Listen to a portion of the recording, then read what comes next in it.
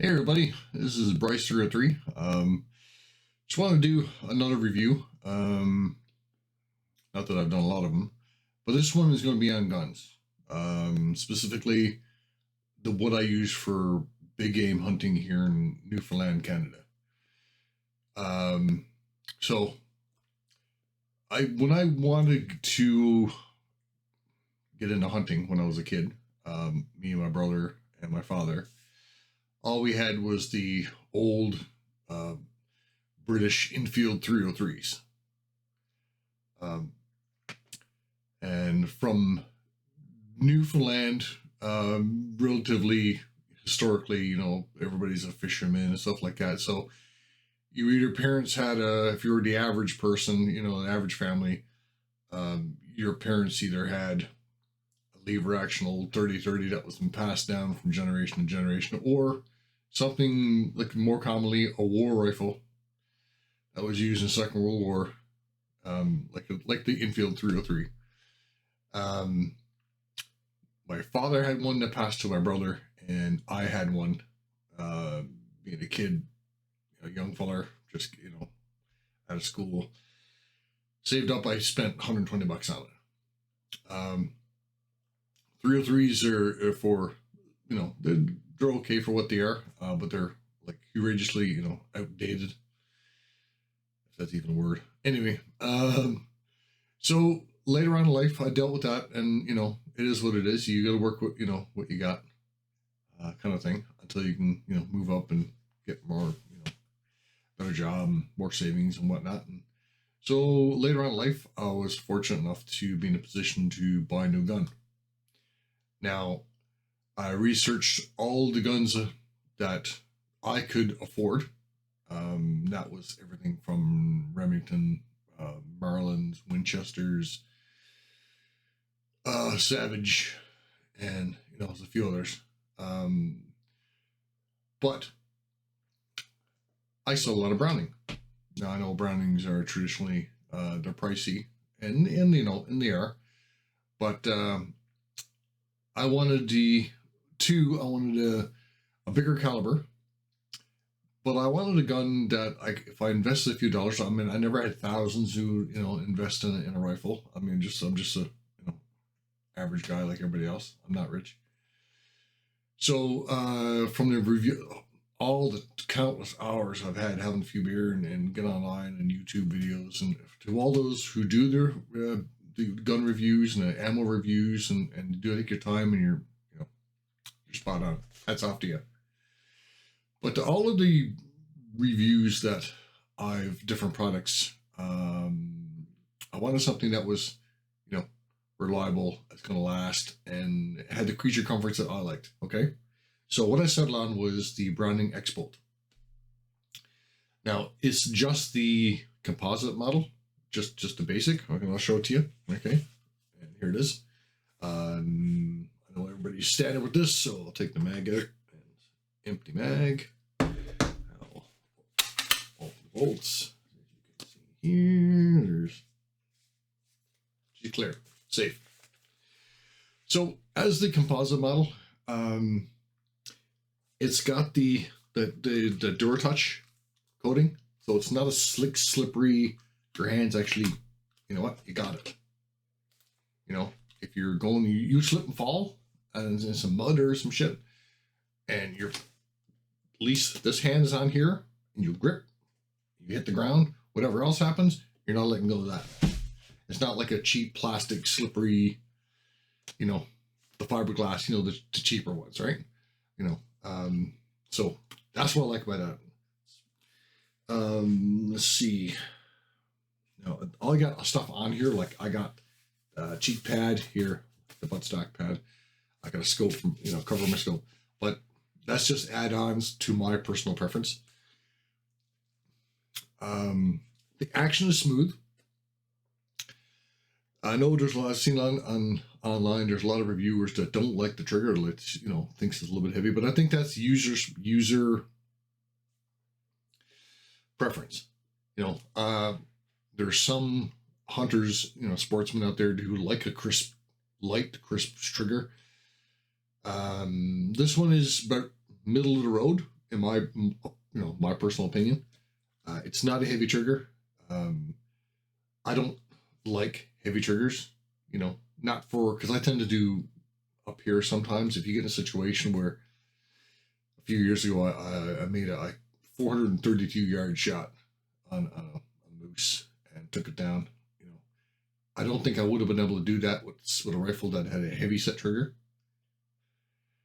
Just for that, for short distances, 50, 100 yards. I mean, if you're off by 6 inches a foot, you're going to hit it anyway. But I can't do, heavy set. They just, your accuracy, it tears your accuracy, to shit. So, like I said, sort of ramble on about that, but trigger, like I said, middle of the road. It's not top of the line, but it's not garbage either. It's middle of the road, I'd say, but I haven't weighed mine, but it's about 3.5, I would say, on the trigger, which is perfect for me. If you can, you spend some time on the range and squeezing the trigger, at least 100 yards, 200 yards, you'll pretty, you'll get to know what I'm talking about. Like I said, smooth bolt, dur grip, stock. I love that.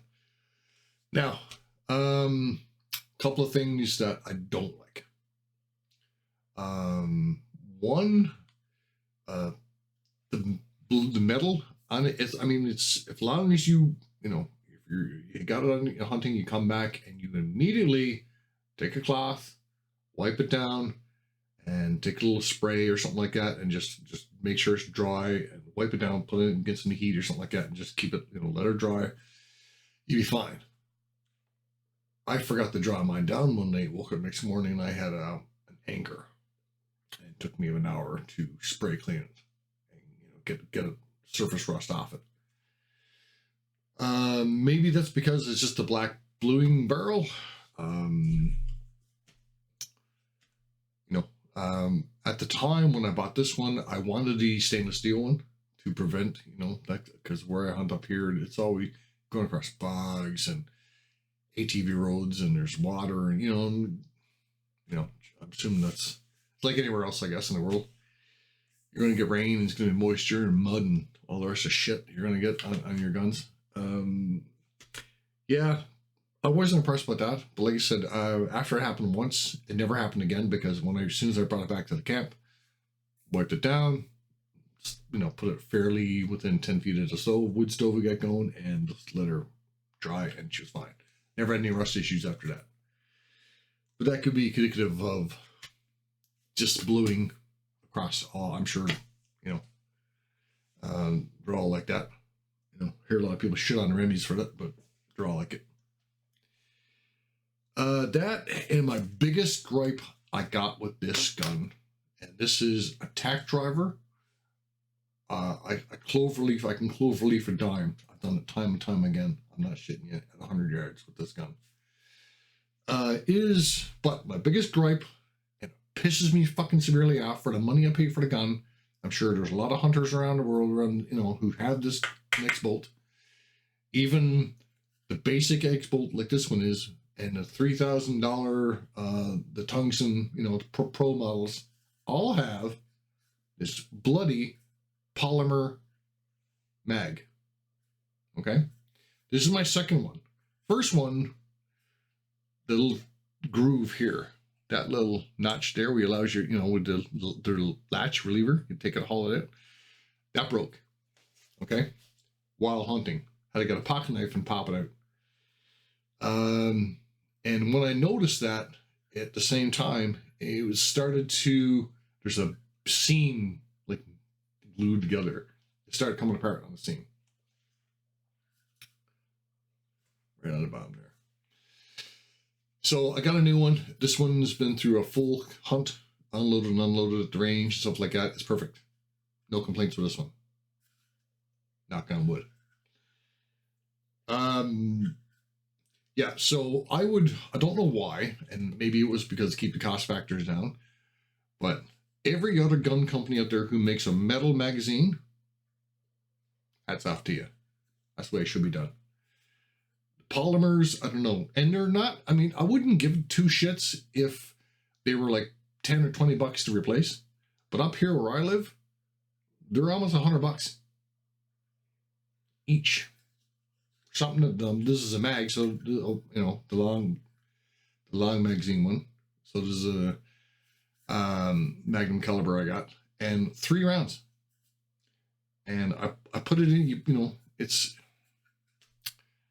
disappointed. I really am disappointed. I would love to see Browning put out this gun in a metal magazine.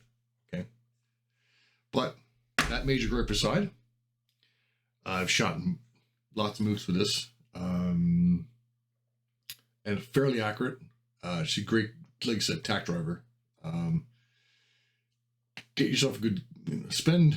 I've seen people on the range with like this gun, because I'm not comparing this one to Savages and you know, and all the rest of them. My brother has a 110 Savage, and you know, in itself it's a you know, decent gun, absolutely. But glass.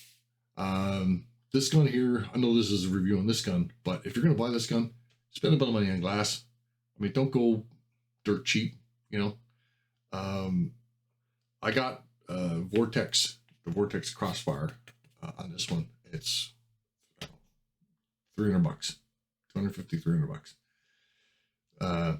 It's decent glass for what I use. And that, like I said, I made long shots. I've had this on quad, beating around. It holds at 0. It's solid.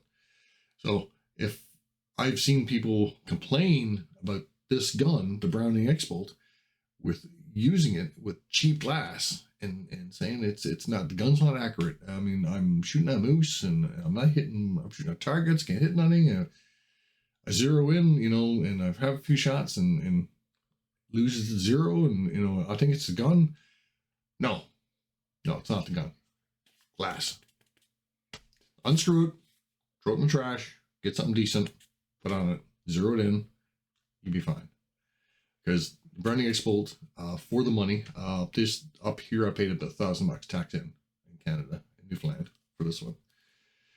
For $1,000, it's solid, it's reliable. You can bang it around. It'll hold at 0 as long as you got a decent scope. Like I said, it's a free floated barrel. Grip is second to none. I'm telling you right now, second to none.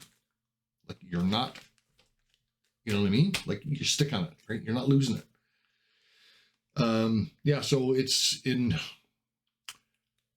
like I said, it's far from the bottom. I would say a scale of 1 to 10, Browning XBolt, this composite model, it's about 7. And it will hold its own accuracy wise against, I would say, any you haul down put it up against anywhere from $1,000 to $3,000 rifles. If you're good, it'll keep up with those accuracy wise. So like I said, they're tack drivers. Browning's known for it. So that's my little ramble on this one. I'd give it a decent 7 out of 10 for sure. For entry level rifle. And these, if you go higher in class, you get the, you know, go to, there's ones where you get different stocks, you know, and the bell stocks, I think it is. And you go to the pros with the Cerakote finishes on it and stuff like that. I mean, you're getting a great rifle. So, all right. So besides, yeah, the trigger's half decent, like you said. This blows balls. The composite stock. Browning, you know better. All right, guys. That's it. That's all I got.